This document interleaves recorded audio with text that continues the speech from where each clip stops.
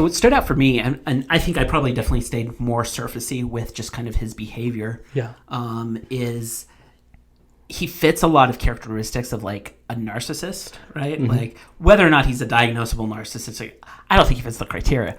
Mm-hmm. But it's interesting because he's a narcissist in the way that it's about him and it's about having a good time, but he's not like unlikable, right? Like everybody likes him, but he's also just full of himself. And I think that's an interesting aspect of like narcissism is it doesn't have to be this like repulsive space, because sometimes I think, especially today with people who are really full of themselves, there's a strong disdain for that. Yeah. But sometimes people can be narcissistic, but also be really likable. Yeah, I think that he straddles a boundary, and I think that there is this overconfidence, this projective identity. Right? You know, this is who I am. This is how grand I am. And then where it's on the other side is he's actually kind of a people pleaser sometimes, and I think that he oscillates between that line throughout the movie.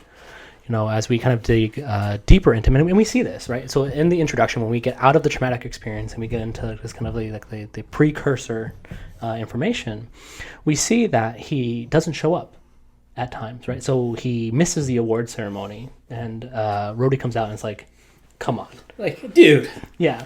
And immediately he goes into repair.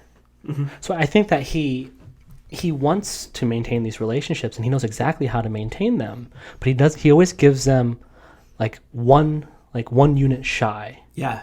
And there's something terrifying about going all the way in.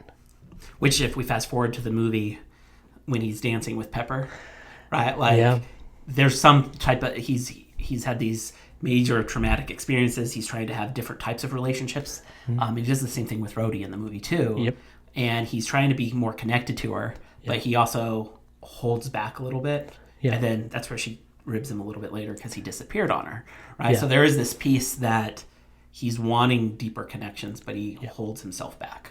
Yeah, you know, when talking about that likable piece, in the beginning, we see that everybody accommodates him.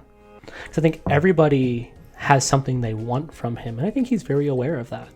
And he uses that as leverage in the relationships in the beginning of the film.